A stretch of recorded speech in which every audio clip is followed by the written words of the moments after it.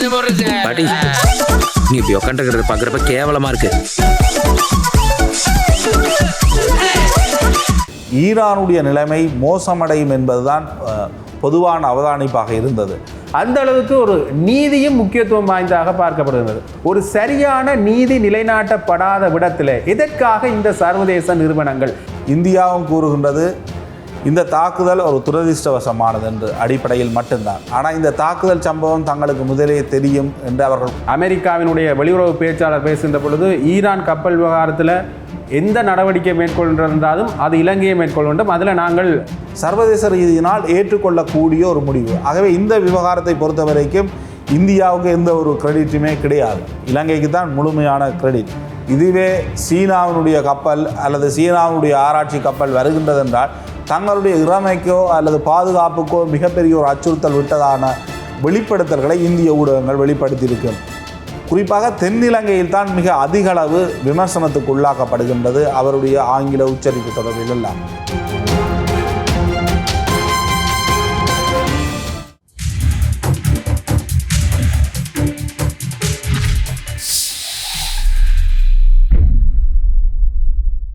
வணக்கம். த ஒப்பீனியன் என்ற சமரசம் இல்லாத 360 பாகையில் நோக்கு.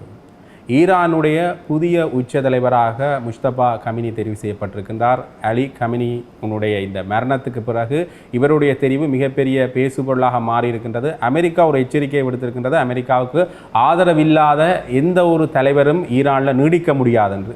ஈரான் ஒரு எச்சரிக்கை அல்லது ஈரான் தங்களுடைய நாட்டுக்கான ஒரு கட்டுப்பாட்டு கொள்கையை மீண்டும் உருவாக்கி சொல்கியிருக்கின்றது. என்ன விடயம் என்று பார்த்தீங்கன்னா, இந்த ஈரானுடைய உச்சபட்ச தலைவராக வருபவர்கள் எதிரிகளை புகழாரம் பாடுபவராகவோ சமரசம் செய்பவர்களாகவோ இருக்கக்கூடாது என்று மீண்டும் ஒரு முரண்நிலை, போரை ஊக்குவிக்கின்ற அல்லது போரை நீடிக்கின்ற ஒரு விடயமாகத்தான் இந்த உச்சபட்ச தலைவனுடைய தெரிவு அமைந்திருக்கின்றது.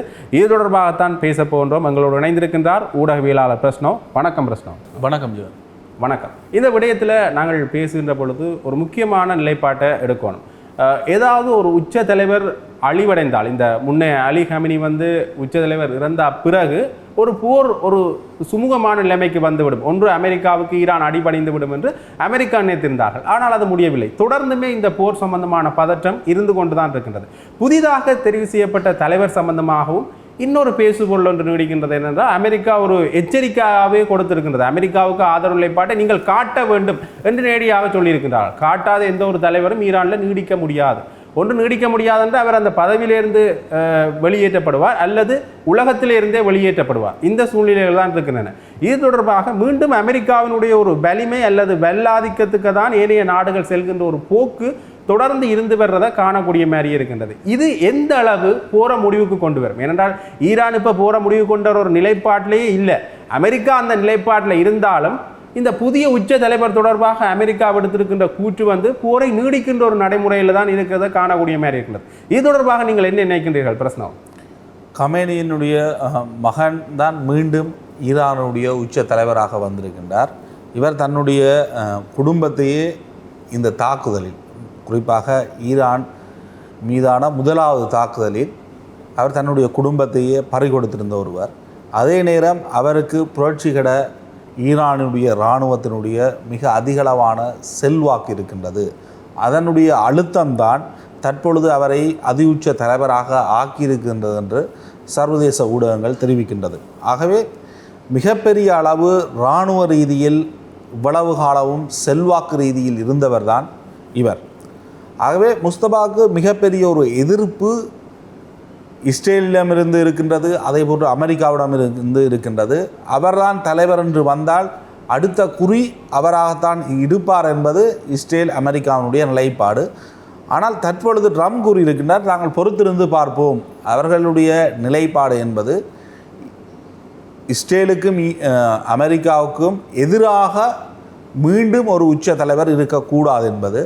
ஆனால் தற்பொழுதைய நிலைமையிலிருந்து பார்க்கின்ற பொழுது ஈரானுடைய உச்ச தலைவராக தெரிவு செய்யப்பட்டவர் இஸ்ரேலுக்கும் அமெரிக்காவுக்கும் எதிரான நிலைப்பாட்டை கொண்டவர். மிக மூர்க்கத்தனமாக அமெரிக்காவும் இஸ்ரேலும் தாக்குதலை மேற்கொண்டிருந்தாலும் அதற்கு பதிலடியான தாக்குதலை ஈரான் கொடுத்து கொண்டிருக்கின்றது. ஆனால் ஈரானுடைய உயிர்கள்லாம் மிக அதிக அளவு பறை கொடுக்கப்படுகின்றது. மிகப்பெரிய ஒரு பொருளாதார இழப்பு, உட்கட்டமைப்பு இழப்புகள் எல்லாம் ஈரானுக்கு ஏற்பட்டு கொண்டிருக்கின்றது. ஒரு பதிலடி தாக்குதலை ஈரான் கொடுத்திருந்தாலும் அமெரிக்காவுக்கும் இஸ்ரேலுக்கும் இது ஒரு தாக்கங்களாக இருந்தாலும் பொருளாதார ரீதியில் மிகப்பெரிய ஒரு அழிவை ஈரான் சந்தித்து கொண்டிருக்கின்றது. ஆனால் ஈரானுடைய இராணுவ தரப்பினர் சகல தரப்புகளையும் அதேபோன்று ஈரானுடைய புராக்சிக் தரப்புகளாக இருக்கின்ற தரப்புகளையும் ஒருங்கிணைத்து இந்த யுத்தத்தை மேற்கொள்வதற்கு முஸ்தபாவினுடைய இந்த தெரிவு ஈரானை பொறுத்த வரைக்கும் ஒரு பலமாக இருக்கும். ஈரானுக்கு இவர் தெரிவு செய்யப்பட்டது என்பது ஈரான் தரப்பு சார்ந்தவர்களுக்கு ஒரு நலனாக இருக்கும் என்று தற்பொழுது வரை பார்க்கப்படுகின்றது. இனி அவருடைய செயற்பாடு இஸ்ரேல் அமெரிக்காவினுடைய குறியிலிருந்து அவர் தப்புவாரா என்பதும் பொறுத்திருந்து பார்க்க வேண்டிய உண்டு. ஆனால் உச்ச தலைவரோ அல்லது முக்கிய தலைவர் படுகொலை செய்யப்பட்டதன் பின்னர் ஈரானுடைய நிலைமை மோசமடையும் என்பதுதான் பொதுவான அவதானிப்பாக இருந்தது. ஆனால் ஈரானை பொறுத்த வரைக்கும் அந்த உட்கட்டமைப்பு என்பது மிகப்பெரிய அளவு பலமாக இருக்கின்றது. உச்ச தலைவரோ இராணுவத்தின் உச்ச அதிகாரிகளோ அல்லது பாதுகாப்பு தரப்பு அதிகாரிகள் படுகொலை செய்யப்பட்ட பின்னரும் அவர்களுடைய தெளிவான தாக்குதல் இதனை மிக வெளிப்படையாக புலப்படுத்தும் வகையில் பார்க்கணும். பிரச்சனை இதை தாக்குதல் தொடர்ந்து இடம்பெற்று கொண்டிருக்கின்றது. உச்ச தலைவர் இறந்திருக்கின்றார். முக்கிய தளபதிகள் தொடர்ந்து இழந்து கொண்டே இருக்கின்றது ஈரான். ஒரு அரசியல் தலைமையோ அல்லது படைகளுக்கான தலைமையோ இல்லாத ஒன்று எப்படி ஒரே பாதையில் பயணிக்க முடியும்? உண்மையிலேயே தலைமை இல்லாத ஒரு நாடு எப்படி இருக்குமென்று எல்லாருக்குமே தெரியும். அல்லது தலைமை பிழையான வழியில் சென்றால் எப்படி இருக்குமென்று எல்லாருக்குமே தெரியும். இப்படி இழப்புகளை நாங்கள் பெரிதுபடுத்த மாட்டோம், இழப்புகள்ன்றது எங்களுக்கு ஒரு சாதாரண விடயம் என்று சொல்கின்றவர்கள் பெரிய தலைவர்களை இழக்கின்ற பொழுது எப்படி ஒரே பாதையில் ஒருங்கிணைப்பார்கள்? சிதறுவதற்கான வாய்ப்பு இருக்கா இல்லையா? அஜதுல்லா அலி கமேனி என்பது 5 வருடங்களோ 10 வருடங்களோ அந்த நாட்டினுடைய உச்ச தலைவராக இருந்தவர் அல்ல. அவர் குறிப்பாக 40 வருடங்களுக்கு மேல் அவர் அந்த நாட்டினுடைய மிக உச்சமான பதவியில் இருந்திருக்கின்றார். அதற்கு முன்னரும் அந்த நாட்டினுடைய ஜனாதிபதியாக இருந்திருக்கின்றார். அவர் ஒரு மதகுருவாகவும் பார்க்கப்படுகின்றார். ஆகவே அவர் தன்னுடைய இந்த 88 வயதில் அவர்தான் எல்லா முடிவுகளையும் எடுத்தார் என்று கிடையாது. அவருக்கென்று ஒரு மரியாதை இருந்திருக்கும். சகல முடிவுகளையும் அவருக்கு ஆலோசகர்களாக இருக்கின்றவர்கள், அவருடன் துணை நிற்பவர்கள் எடுத்திருப்பார்கள். அந்த அடிப்படையில் தான் அவருடைய அந்த கட்டமைப்பு இதுவரை காலமும் பேணப்பட்டிருக்கின்றது. அதனுடைய தொடர்ச்சியாக தற்பொழுதும் அவர்கள் அந்த விடயத்தினை எந்தவித குழப்பமும் இல்லாமல் தெளிவாக முன்னெடுக்கின்றார்கள் என்பதைத்தான் இந்த விடயத்தில் நாங்கள் பார்க்கக்கூடியதாக இருக்கின்றது. அதேபோன்று இஸ்ரேலும் அமெரிக்காவும் தாங்கள் குறிவைத்ததாக கூறுகின்ற ஒவ்வொரு தாக்குதல்களும் உண்மையில் அந்த குறி சரியாக நிறைவேற்றப்பட்டிருக்கின்றதா என்ற கேள்வியையும் எழுப்புகின்றது. அதே நேரம் யார் யாரை இவர்கள் இராணுவ தரப்பின் முக்கிய தரப்புகளாக குறிப்பிடுகின்றார்களோ அவர்கள் உண்மையில் ஈரானின் உச்ச பதவிகளில் இருந்தார்களா அல்லது ஈரானுக்கு இதனை கடந்து பல தலைவர்கள் இருக்கின்றார்களா என்ற கேள்வியையும் எழுப்புகின்றது அல்லவா? உண்மையிலேயே. ஆனால் ஈரான் சில விடயங்கள் ஒத்துக்கொண்டுங்கிறது எங்களுடைய தளபதிகளை இழந்திருக்கின்றோம் இல்லையா, எங்களுடைய முக்கிய தளபதிகளை இழந்திருக்கின்றோம்னு சொல்லியிருக்கிறார். அந்த வகையில் இப்போது புதிதாக தேர்ந்தெடுக்கப்பட்டிருக்கின்ற தலைவருக்கு கூட சொத்து குவிப்பு வழக்குகள் இருக்கின்றது. இதை நாங்கள் சாதாரணமாக கடந்து சென்று விடலாம். வழமையாக இலங்கையில் கூட புதிதாக தலைவர்கள் தேர்ந்தெடுக்கப்படுகின்ற பொழுது அல்ல புதிய அரசாங்கம் வருகின்ற பொழுது உடனடியாக சொத்து குவிப்பு வரும். இது தமிழ் நாடாளுமன்ற உறுப்பினர்களில் இருந்து பெரிய பிரபலமான சிங்கள நாடாளுமன்ற உறுப்பினர்கள் தலைவர்கள் வரைக்குமே இருந்திருக்கின்றது.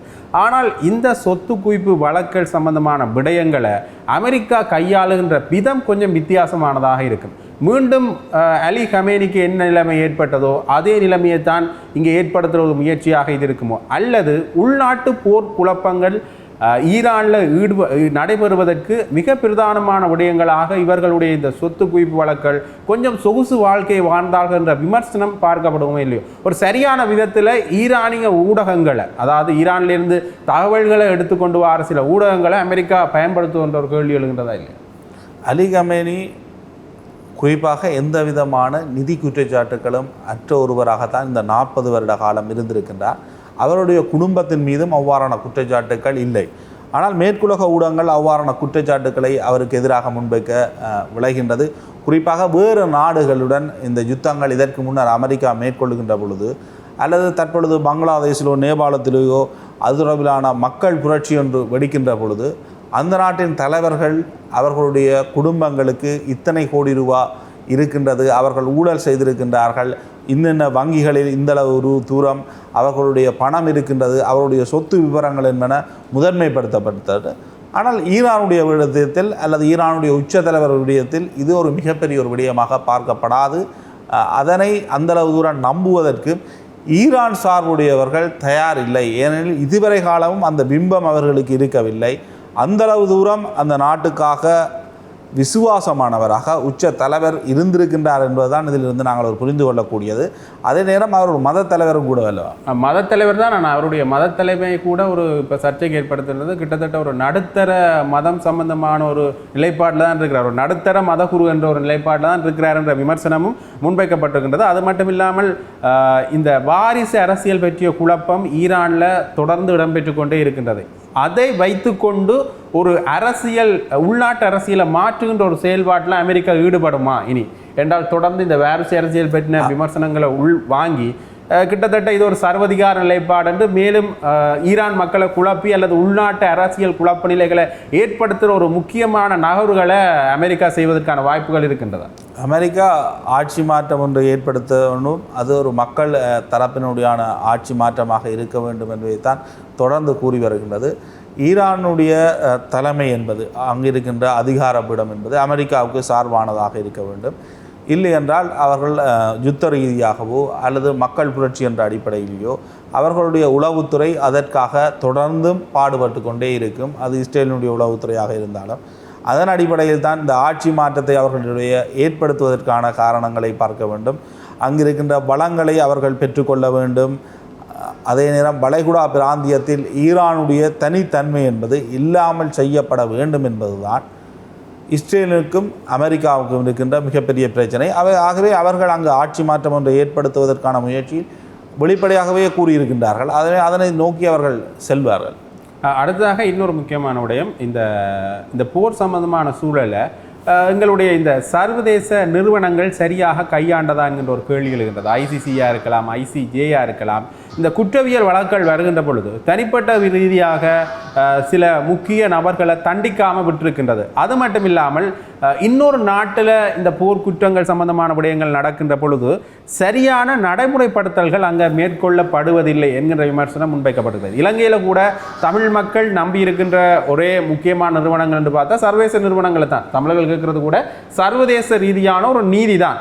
ஆனால் இந்த விடயத்தில் இந்த ஈரான் அமெரிக்கா என்கின்ற விடயம் வருகின்ற பொழுதோ அல்லது உக்ரைன் ரஷ்யா என்கின்ற விடயங்கள் வருகின்ற பொழுதோ ஒரு இரட்டை நிலைப்பாடுகளை இந்த சர்வதேச குற்றவியல் நீதிமன்றமாக இருக்கட்டும் அல்லது சர்வதேச நீதிமன்றமாக இருக்கட்டும் சரியான முறையில் நடைமுறைப்படுத்தலை. அது மட்டும் இல்லாமல் முக்கியமான தலைவர்கள் மேலே இருக்கிற இந்த குற்றச்சாட்டுகளுக்கு இன்னுமே சரியான ஒரு நடவடிக்கையை அவர்கள் மேற்கொள்ளப்படவில்லை. ஐக்கிய நாடுகள் சபையினுடைய நிறுவனங்கள் கூட இப்போ அமெரிக்காவினுடைய நிறுவனங்களாக செயல்படுறதைத்தான் காணக்கூடிய மாதிரி இருக்கு. நீதி என்ற பேச்சுக்கே இடமில்லை. வலிமை என்றுதான் இங்கே முக்கியத்துவம் பெற்றிருக்கிறது. ஒரு வலிமையான நாடு என்ன சொல்லுதோ அதைத்தான் நாங்கள் செய்வோம் என்கின்ற ஒரு நிலைப்பாட்டில் தான் அவர்கள் இருக்கின்றார்கள் என்கின்ற ஒரு விடயம் தான் தொடர்ந்து பேசப்பட்டு கொண்டே இருக்கின்றது. இந்த விடயத்தில் இந்த போர் பதற்றங்கள் வருகின்ற பொழுது பொருளாதாரம் எந்த அளவுக்கு முக்கியத்துவம் வாய்ந்ததாக பார்க்கப்படுகின்றதோ அந்த அளவுக்கு ஒரு நீதியும் முக்கியத்துவம் வாய்ந்ததாக பார்க்கப்படுகின்றது. ஒரு சரியான நீதி நிலைநாட்டப்படாத விடத்தில் எதற்காக இந்த சர்வதேச நிறுவனங்கள், சர்வதேச நீதிமன்றங்கள் பெயர்கள்தான் ஒரு நீதியான நிறுவனங்கள் அல்லது நீதியை மையப்படுத்திய நிறுவனங்கள் என்று இருக்கின்றன. ஆனால் அவர்களுடைய செயல்பாடுகளை பார்க்க அப்படி தெரியல. ஐக்கிய நாடுகள் சபை கூட ஒரு பேரளவுக்கான ஒரு சபையாகத்தான் இப்போ இருக்கிறத காணக்கூடிய மாதிரி இருக்கிறது. இந்த நிறுவனங்களை அமெரிக்கா கையாளுற விதத்தை எப்பொழுது மாற்றும்? ஏனென்றால் கிட்டத்தட்ட 15% நாடுகள்லாம் 15லேருந்து 20% நாடுகள்லாம் இந்த மேலாதிக்க நாடுகளாகவே இருக்கின்றது. மிச்சம் 85% நாடுகளும் ஒரு மக்கள் குரலாக இருக்க வேண்டிய ஒரு பொறுப்பு அவர்களுக்கு இருக்கு. ஏன் இந்த 85% நாடுகளும் ஒரே பாதையில் ஒன்றிணைய இல்லை? அவர்களை பிரித்தாள்ற தந்திரத்தை இன்னுமே வச்சிருக்கிறதுக்கான காரணம் என்னன்னு நீங்க நினைக்கிறீங்க? பிரச்சனை இல்லை, இந்த விடயத்தினை இலங்கையினுடைய ஜனாதிபதி முன்னாள் ரணில் விக்ரமசிங்கவும் கேள்வி கேட்டிருந்தார். ஜெனீவா பிரதிநிதி வருகின்ற பொழுது இலங்கை தொடர்பில் ஜெனீவாவில் ஒரு பிரேரணையை கொண்டு வருகின்றார்கள். ஆனால் காசா விடயத்தை அவர்கள் ஒரு மனிதாபிமான முயற்சியாக பார்க்கின்றார்கள். அது எவ்வாறு அங்கு பார்க்கப்படலாம், இங்கு எவ்வாறு அது ஒரு யுத்த குற்றம் சார்ந்த விடயமாக பார்க்கப்படலாம் என்ற கேள்வியை எழுப்பியிருந்தார். அதே நேரம் டொனால்ட் ட்ரம்ப் நீண்ட நேர ஐநா உரையில் குறிப்பிட்டிருந்தார், பேரளவில் இருக்கின்ற ஒரு அமைப்பு, அதே நேரத்தில் இந்த அமைப்பினால் எந்த பலனும் கிடையாது, அறிக்கை மட்டுமே விடுகின்றதென ஐநாவை நேரடியாக ஐநாவில் வைத்தே குற்றம் சாட்டியிருந்தார் அமெரிக்க ஜனாதிபதி டொனால்ட் ட்ரம்ப். உண்மையில் வலிமை மிக்க நாடுகளாக அல்லது வல்லாதிக்க நாடுகள் மீது எந்த விதமான நடவடிக்கைகளையும் ஐநா எடுக்க முடியாது. ஐநா அதற்காகவே வீட்டோ பவர் என்ற கூறப்படுகின்ற 5 நாடுகள் உண்டு. அந்த நாடுகளை எந்த வகையிலும் ஐநாவினால் கட்டுப்படுத்த முடியாது. ஐநா சபையினுடைய செயலாளர் கூட வீட்டோ பவர் உள்ள நாடுகளுக்கு கோரிக்கையை மட்டும்தான் முன்வைக்க முடியும். எனினும் சர்வதேச நீதிமன்றம் அதேபோன்று சர்வதேச குற்றவியல் நீதிமன்றங்களுக்கு அதிகாரங்கள் இருக்கின்றன. சுயாதீனமாக செயற்படுவதற்கு சுயாதீனமான வழக்கு தொடர் சபைகளெல்லாம் அவர்களிடம் உண்டு. அங்கு வழக்குகள் செல்கின்ற பொழுது அந்த வழக்குகளில் டொனால்ட் ட்ரம்பாக இருக்கலாம் அல்லது இஸ்ரேலியுடைய பிரதமராக இருக்கலாம், அவர்கள் மீது அந்த குற்றச்சாட்டுக்கள் நிரூபிக்கப்படும் பட்சத்தில் அவர்கள் சர்வதேச குற்றவாளிகளாக தீர்க்கப்படுவார்கள்.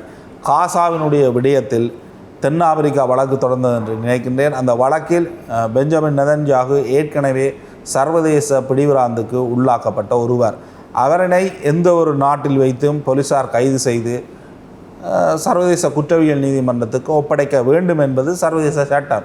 எனினும் அவ்வாறான ஒரு நடைமுறையினை சர்வதேச ரீதியில் இஸ்ரேலுக்கு எதிராக அல்லது இஸ்ரேலுடைய ஜனாதிபதியாக அவர் இருக்கின்ற, இஸ்ரேலுடைய பிரதமராக அவர் இருக்கின்ற சந்தர்ப்பத்தில் அவருக்கு எதிராக அந்த நடவடிக்கையினை எந்த நாடு முன்னெடுக்கும் என்பதுதான் தற்பொழுது இருக்கின்ற கேள்வி. கிட்டத்தட்ட அமெரிக்கானுடைய நிலைப்பாடு சம்பந்தமாக இந்தியா கூட அந்த விஷயத்தை தான் இப்போ செய்கிற மாதிரி கிடக்கு. என்றால் இந்த உங்களுடைய இந்த ஈரானுடைய கப்பல் சம்பந்தமான விடயத்தில் அமெரிக்கா சொல்லியிருக்கின்றது இந்த விடயம் தற்செயலாக நடந்த ஒன்று என்ற விடயத்தை. கிட்டத்தட்ட எல்லாம் ஒரே நிலைப்பாடெலாம் இருக்கிற மாதிரி கிடக்கு இல்லையா? சர்வதேச இந்தியா 85% நாடுகளும் அவர்களுக்கு சாதகமான ஒரு நிலைப்பாடெலாம் இருக்கு. ஏனெனில் பொருளாதார ரீதியில் பாதுகாப்பு ரீதியில் அவர்களுக்கு கட்டுப்பட்ட ஒரு நாடுகளாகத்தான் மற்ற நாடுகள் இருக்கின்றன.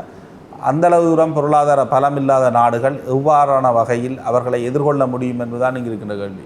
உண்மையிலே இந்த இந்தியாவுடைய இந்த பதிலை நீங்கள் என்னென்னு பார்க்குறீங்க? ஒரு ஏதோ மேலோட்டமாக பதில் சொல்ல. இந்தியா குவாட் அமைப்பில் இருக்கின்ற ஒரு முக்கியமான நாடு. குவாட் அமைப்பில் அமெரிக்கா தன்னுடைய இரகசிய தகவல்களை பாதுகாப்பு சார் ஒப்பந்தங்களின் அடிப்படையில் இந்தியாவுக்கு வழங்கும். இந்தியாவும் கூறுகின்றது இந்த தாக்குதல் ஒரு துரதிர்ஷ்டவசமானது என்று அடிப்படையில் மட்டும்தான். ஆனால் இந்த தாக்குதல் சம்பவம் தங்களுக்கு முதலே தெரியும் என்று அவர்கள் கூறவில்லை.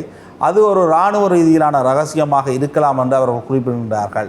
என்ன வகையிலேயோ இந்தியாவுக்கு தெரிந்தோ தெரியாமலோ இந்த தாக்குதல் முன்னெடுக்கப்பட்டிருக்கின்றது இந்திய பெருங்கடலில் வைத்துத்தான். ஆகவே இந்தியாவுக்கு வந்த ஒரு நட்பு நாட்டின் மீது இந்த தாக்குதல் முயற்சி மேற்கொள்ளப்பட்டதனை இந்தியா கண்டிக்க முடியாத நிலைமையில் இருப்பது என்பது இந்தியா அமெரிக்காவையும் இஸ்ரேலையும் எதிர்கொள்ள முடியாத ஒரு சூழலில் இருப்பது என்பதைத்தான். இது இந்திய எதிர்க்கட்சிகளினாலும் தற்பொழுது மிகப்பெரிய விமர்சனங்கள் முன்வைக்கப்படுகின்ற ஒரு நிலைமையாக இருக்கின்றது. மிக நீண்ட கால தாமதத்தின் பின்னர் தான் அவர்களுடைய செயற்பாடுகள் அமைந்திருக்கின்றது. குறிப்பாக இலங்கை தான் முதலில் அந்த கப்பலை பொறுப்படுத்தி கொண்டது. ஈரானியாவுடைய கப்பலை அவர்களுக்கான மனிதாபிமான உதவிகளை மேற்கொண்டது. இந்தியா இதனில் தான் தனியே இந்த முயற்சியை முன்னெடுப்பதாக வெளிப்படுத்தாமல் தன்னுடைய பிராந்தியத்தில் இருக்கின்ற அனைத்து நாடுகளையும் இந்த பிரச்சனைக்குள் இழுத்து அவர்கள் மூலமாக உதவி செய்வதான ஒரு பிம்பத்தை தான் ஏற்படுத்துகின்றது. தற்பொழுது ஈரானிய கப்பல்களுக்கு யார் அடைக்கலம் கொடுக்கின்றார்கள் என்று பார்த்தால் அது இலங்கை முதன்மையானதாக இருக்கின்றது, இந்தியாவும் கொடுக்கின்றது. ஆகவே அமெரிக்காவுக்கோ இஸ்ரேலுக்கோ நேரடி எதிர்நிலைப்பாட்டினை ஒரு நாடுதான் எடுக்கின்றது என்ற நிலைமையே இல்லாமல் தங்களுடைய பிராந்தியத்தில் அவ்வாறான ஒரு நிலைமை இருக்கின்றது என்பதை உணர்த்தும் விதமாகத்தான் ஜெயசங்கரனுடைய செயற்பாடுகள் இருக்கின்றது. இதுவே சீனாவினுடைய கப்பல் அல்லது சீனாவினுடைய ஆராய்ச்சி கப்பல் வருகின்றது என்றால் தங்களுடைய இறமைக்கோ அல்லது பாதுகாப்புக்கோ மிகப்பெரிய ஒரு அச்சுறுத்தல் விட்டதான வெளிப்படுத்தல்களை இந்திய ஊடகங்கள் வெளிப்படுத்தியிருக்கும். ஈரானுடைய விடயத்தில் அதனை வெளிப்படுத்த முடியாமல் மிகவும் ஒரு கேள்விக்குறியான நிலையில்தான் இந்திய கடற்படை தரப்பு அல்லது இந்திய பாதுகாப்பு என்பது தற்பொழுது இருக்கின்றது. அமெரிக்கா இஸ்ரேல் போன்ற நாடுகளுடன் இந்தியா எதனையும் செய்ய முடியாது என்பது இதனிலிருந்து வெளிப்படையாக தெரிகிறது. இன்னொரு விதத்தில் பார்க்கின்ற பொழுது அமெரிக்கா ஒரு கீழத்தேச நாடுகளுக்கோ அல்லது பொது வெளியிலேயோ தங்களை ஒரு சிறந்தவர்களாக காட்டிக்கொள்கின்ற ஒரு பாணியை கொண்டிருக்கு. அதே மாதிரி தான் இந்த அமெரிக்காவினுடைய வெளியுறவு பேச்சாளர் பேசுகின்ற பொழுது ஈரான் கப்பல் விவகாரத்தில் எந்த நடவடிக்கை மேற்கொள்கின்றாலும் அது இலங்கையை மேற்கொள்ள வேண்டும், அதில் நாங்கள் செல்வாக்கு செலுத்த மாட்டோம் என்று. இன்னொரு வகையில் பார்க்கின்ற பொழுது ஈரானியர்களுக்குரிய இந்த இலவச விசா சம்பந்தமான விடயங்கள் தொடர்பாக இலங்கை தன்னுடைய நகர்த்தல்களை மேற்கொண்டு கொண்டே இருக்குது. கிட்டத்தட்ட இலங்கையினுடைய நகர்வுகளை பார்க்கின்ற பொழுது ஈரான் மாலுமிகள் அல்லது ஈரானில் இருந்த அந்த கப்பலில் வந்தார்களுக்கு சாதகமான ஒரு நிலைப்பாடை தான் எடுத்துக்கொண்டிருக்கின்றது. இன்னொரு விதத்தில் இனி அமெரிக்கர்கள்ட்ட ஒப்படைக்கலாம் என்றும் ஒரு விமர்சனம் முன்வைக்கப்படுகின்றது. அமெரிக்கா கொஞ்சம் சாதகமான நிலைப்பாட்டை இலங்கைக்கு எடுத்துக்கொண்டே இருக்கின்றது. அதால் அமெரிக்கர்கள்ட்ட இந்த இவர்களை ஒரு பணைய கைதிகளாக ஒப்படைக்கின்ற ஒரு நிலைப்பாடும் மறைமுகமாக சென்று கொண்டிருக்கின்றது என்ற ஒரு விமர்சனம் முன்வைக்கப்படுகின்றது. இன்னொரு வகையில் பார்க்கின்றால் வெளிவார அமைச்சர் இந்தியாவுக்கு போய் பேசுகின்ற பொழுது அவருக்கு ஆங்கிலம் தெரியவில்லை என்கின்ற ஒரு விமர்சனம் முன்வைக்கப்படுகின்றது. இது உலக நாடுகள் அல்லது சர்வதேச நாடுகளில் ஒரு கேளிக்கைக்கு உட்பட்ட ஒரு விடயமாக பார்க்கிறோம், நகைச்சுவையான பாணியாக பார்க்கப்படுகிறது. ஒரு வகையில் இது இந்த களத்தை மாற்றத்துக்கான ஒரு செயல்பாடு நடந்து கொண்டிருக்கோ மறைமுகமாக பார்க்கின்ற பொழுது இலங்கையை யார் கட்டுப்படுத்துறது அல்லது இலங்கை உண்மையிலேயே தாங்கள் தன்னாதிக்கமாகத்தான் செயல்பட்டு கொண்டிருக்கின்றார்களா என்று ஒரு விமர்சனம் ஒன்று எழுந்து கொண்டுதான் இருக்கின்றது. கிட்ட பார்த்தா இது அமெரிக்காவுடைய செல்வாக்கு மாதிரி இருந்தாலும் அமெரிக்கா வெளியிடுகின்ற இந்த தகவல்களை பார்க்கின்ற போது அப்படி தெரியவில்லை. இன்னொரு வகையில் பார்க்கின்ற பொழுது சர்வதேசத்தில் ஒரு நகைச்சுவை செய்யப்படுகின்ற ஒரு நபராக பார்க்கப்படுகிறார், ஆங்கிலம் தெரியவில்லை என்று. அது அவ்வளவு பெரிய விமர்சனம் இல்லை என்றாலும் ஒரு களத்தை மாற்றுகின்ற ஒரு விடயமாக இது பார்க்கப்படுகின்றதா இல்லையா? இந்தியா கூறாத விடயங்களை கூறி சர்வதேச சட்டங்கள், சர்வதேச நியமங்கள் அல்லது உள்நாட்டு இறைமை என்பவற்றை தெரிவித்துத்தான் ஈரானிய கப்பலை இலங்கை பொறுப்பெடுத்துக் கொண்டது. இந்த விடயத்தில் இந்தியாவை தாண்டிய ஒரு முடிவை, துணிகரமான முடிவை அன்றகுமார திசாநாயக்கா எடுத்திருக்கின்றார். அதற்கு தற்பொழுது அமெரிக்கா கூறுகின்ற பதில் கூட அது அந்த நாட்டினுடைய பிரச்சனை, அவர்கள் சர்வதேச சட்டத்திட்டங்களுக்கு அமைவாக அவர்கள் இதனை கையாள வேண்டும் என்பது. ஆகவே இந்த விவகாரத்தில் இலங்கையினுடைய முடிவு என்பது இந்தியாவை தாண்டிய ஒரு முடிவு, ஒரு துணிகரமான முடிவு, சர்வதேச ரீதியினால் ஏற்றுக்கொள்ளக்கூடிய ஒரு முடிவு. ஆகவே இந்த விவகாரத்தை பொறுத்த வரைக்கும் இந்தியாவுக்கு எந்த ஒரு கிரெடிட்டுமே கிடையாது, இலங்கைக்கு தான் முழுமையான கிரெடிட்.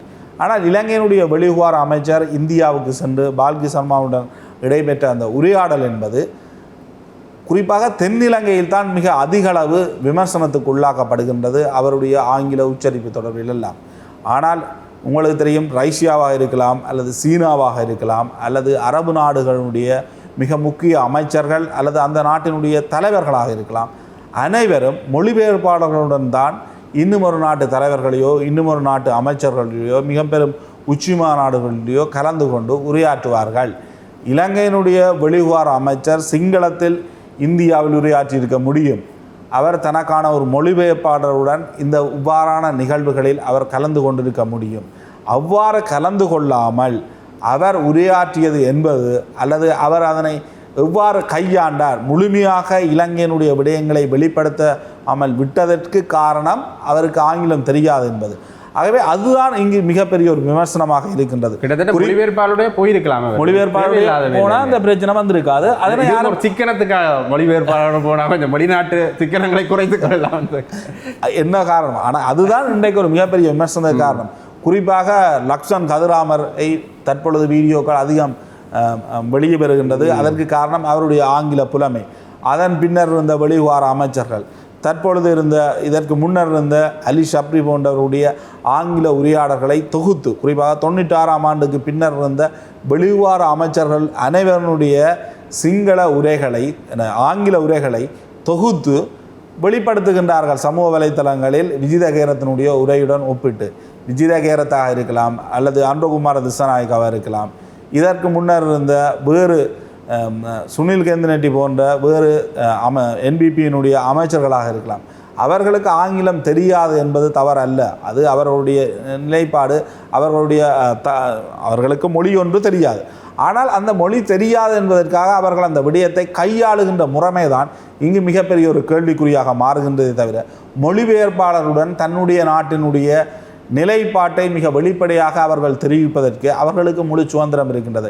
அவர்கள் ஒரு நிறுவனத்துக்கு செல்கின்ற பணியாளர்கள் கிடையாது, உங்களுக்கு கட்டாயம் ஆங்கிலம் தெரிந்திருக்க வேண்டும் என்று கேள்வி கேட்பதற்கு.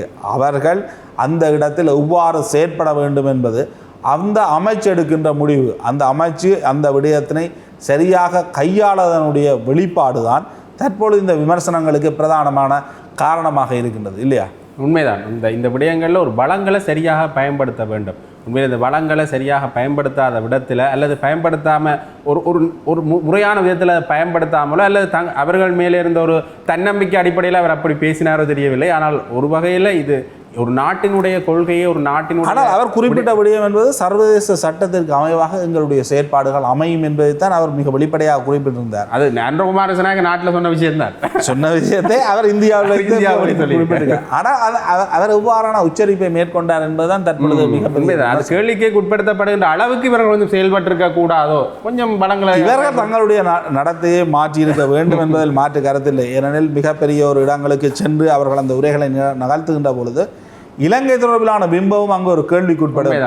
அப்போ அந்த வகையில் அவர்கள் அதனை மாற்றிக்கொள்ள வேண்டும். ஆனால் அது விஜிதகேரத்தினுடைய குறைபாடு அல்ல. ஆங்கிலம் தெரியாத வெற்ற குறைபாடு இல்லை. அரசியல் ஆங்கிலம் என்பது அறிவும் கிடையாது. அரசியல் கொஞ்சம் இவர்கள் படிச்சுக்க வேண்டும்.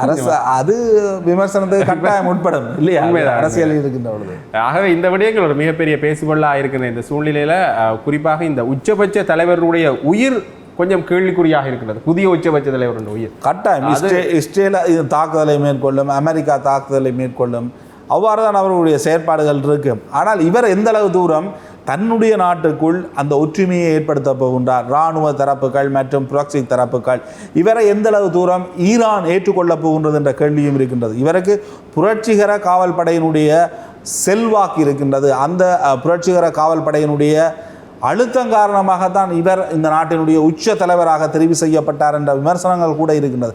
ஆகவே இராணுவ தரப்பை மக்களை நம்ப வைப்பதற்கு புத்திஜீவிகள் போன்ற எல்லா தரப்புகளையும் இவர்கள் ஏற்றுக்கொள்ள வேண்டும். அஜதுல்லா அலி காமினிக்கு எதிரான நிலைப்பாட்டில் ஈரானில் யாருமே இருந்தது கிடையாது. அவர் நீண்ட காலமாக அந்த நாட்டின் உச்ச தலைவராக இருந்தாலும் அவருக்கு எதிரான கோஷங்கள் என்பது மிக குறைந்த அளவில் தான் இருந்தது. குறிப்பாக அமெரிக்காவினுடைய பொருளாதார தடைகள், அதனால் ஏற்பட்ட வாழ்க்கை தரத்தினுடைய செலவு அதிகரிப்பு தான் அஜதுல்லா அலி காமினிக்கான மிகப்பெரிய ஒரு கிளர்ச்சிக்கு வழிவகுத்தது. எனினும் அந்த கிளர்ச்சி என்பது ஈரான் என்ற அடிப்படையில் பார்க்கின்ற பொழுது ஒரு சிறிய அளவில் தான் இருந்திருக்கின்றது இதுவரை காலமும். தற்பொழுது இவருக்கு எதிராக எந்தளவு தூரம் ஈரான் ஒற்றுமையாக இருக்கும் என்பது மிகப்பெரிய கேள்வி. உண்மைதான். நிறைய விடயங்கள் பேசியிருந்தோம். குறிப்பாக இந்த தலைவருடைய உயிர் கொஞ்சம் பிரச்சனையாக இருக்கிறது. அவருடைய இந்த அடுத்த கட்ட நடவடிக்கையில் சரியாக நகர்த்தணும், நிழல் படைகளை ஒன்றிணைக்கணும், இராணுவ படைகளை சரியான முறையில் நகர்த்தணும். இது அவர்களுக்கு இருக்கிற மிகப்பெரிய ஒரு பங்காக, மிகப்பெரிய ஒரு வேலையாக இருக்கின்றது.